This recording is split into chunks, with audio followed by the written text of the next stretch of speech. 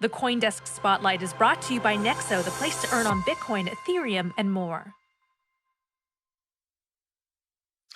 So one of the more exciting aspects of the crypto market right now are NFTs. These are markets for digital collectibles known as non-fungible tokens, or NFTs, have actually climbed to record highs this summer after sort of leveling out for a bit.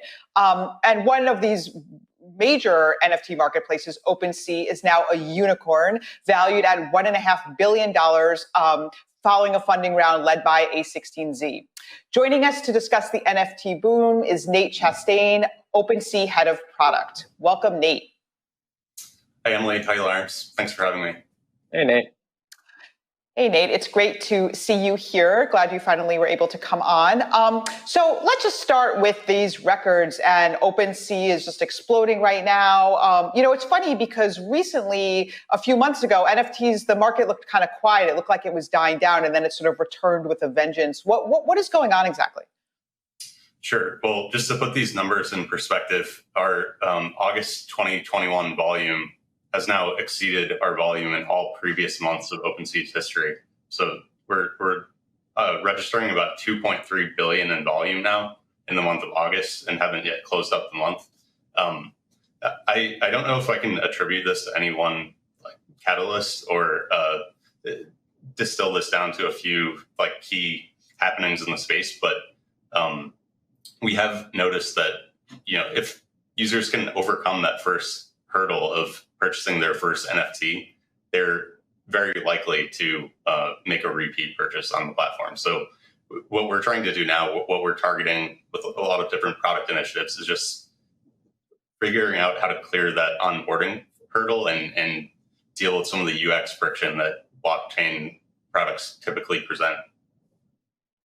So Nate, about that spike in activity that we've seen over the past few months, a couple of months at least, is that tied to China placing restrictions on crypto? Are we seeing money trying to get out of China, or otherwise even money laundering elsewhere, if not China, going into the NFT markets as a way to circumvent authorities? Is that what's causing this spike? I'm not sure if I would attribute it to that. One data point that leads me to believe that some of this interest is more organic is our count of active wallets on the platform has been steadily increasing. I think at last check, let me just get you a recent number. So this month we have 177,000 wallets on the platform, as opposed to in July, 62,000 wallets. So that increase in the size of our user base leads me to believe that there is some organic traction here, and there is interest from retail buyers or a more typical NFT purchaser. Where is that traffic coming from? Where are those wallets coming from? Do you have any idea of the geographic location, the geographic breakdown of where those wallets are coming from? This is certainly one area in which Web3 products are at a little bit of an informational disadvantage. We don't track information about we have country of origin information, but there isn't really an outlier in terms of where our users are coming from. We still are primarily US-based user base. Okay, yeah, I was going to ask, how does it break down besides the U.S.? I mean, percentage-wise, do you have any ideas on that? Sure, I can pull up those numbers. Largely it's here. Let me just pull this up.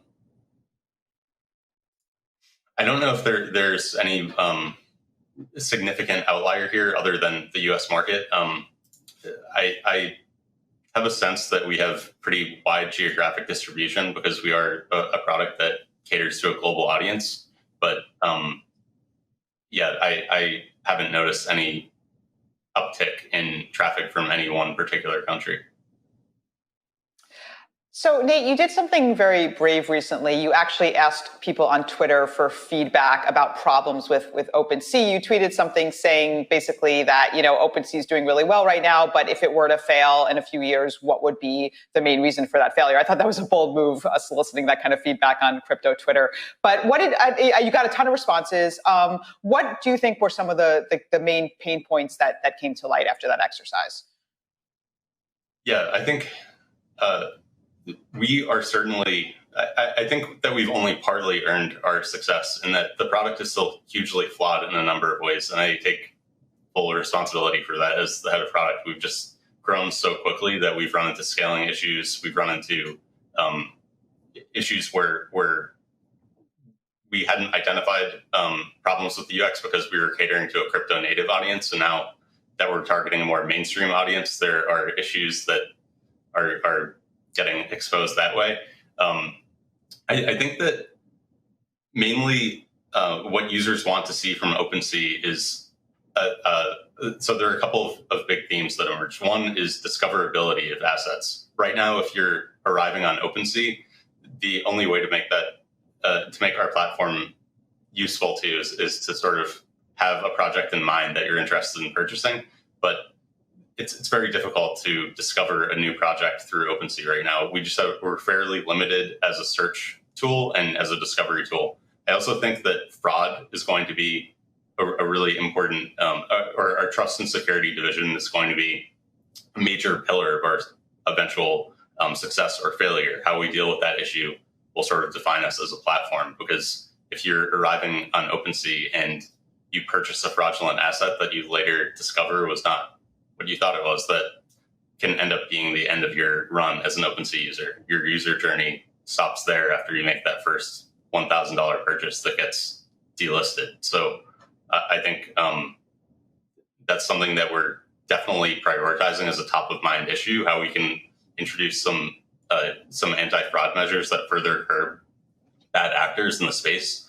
And I think it's important to sort of keep our attention trained on the latest developments that bad actors are bringing to the platform. If they're trying to fool users with a specific way of like representing a verification check mark, we find out how to knock those projects out.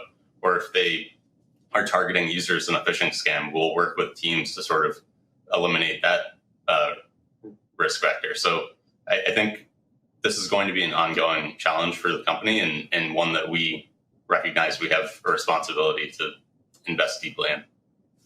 So, Nate, just quickly following up on this discoverability question, I think you and I talked about this a long time ago, but this idea of this whole philosophy behind NFTs is that it's like democratizing the art world and like anybody can kind of come in. But what actually happens in reality is that we have a lot of celebrities in this space. And in many cases, the platforms actually help the celebrities, right? The platforms help the celebrities get better placement. They help them, navigate the process. And so as a result, celebrities end up sort of rising to the top faster than these newer artists. I mean, is that something that you're seeing a little bit on OpenSea as well? Well, most of our volume is actually coming from these community-led projects. We'll have partners occasionally like Coca-Cola that will launch a project with our platform, but those represent, while those sales are very successful, they only represent a small sliver of our volume. We are typically, the Bored Ape Yacht Clubs of the world are typically driving most of our volume on the site. So, Nate, outside of Ethereum, what are the other popular blockchains that you're finding with NFTs here? Sure. Well, I think the Tezos community has done something really interesting with this platform called Hiket Nuke. That's one that I've been following, and we're still hoping to integrate Tezos in the near future. Similarly, I think Dapper Labs is positioning Flow to be a really interesting blockchain in the space. So I think there's going to be a lot of interesting content and IP that gets deployed on Flow. I've seen some interest burgeoning in Solana. Binance Smart Chain, Immutable X has a number of interesting gaming projects. I think we are in a position where we have limited bandwidth, so we can only tackle so many blockchain integrations at one time, but that's sort of a short list of ones that we've been looking at and considering. Thank you so much, Nate. We have to wrap it up there. But one quick final question. Any chance that OpenSea will issue a token of its own? Well, I think we have to be pretty considerate about, so the regulatory guidance there isn't quite clear, and we have to be really mindful of how to structure tokenomics in a way that would make sense as a value layer for the platform. So we have no plans at this time to issue a token. We may reopen that discussion in the future, but at the moment, we're just trying to be really cautious about stepping into that territory.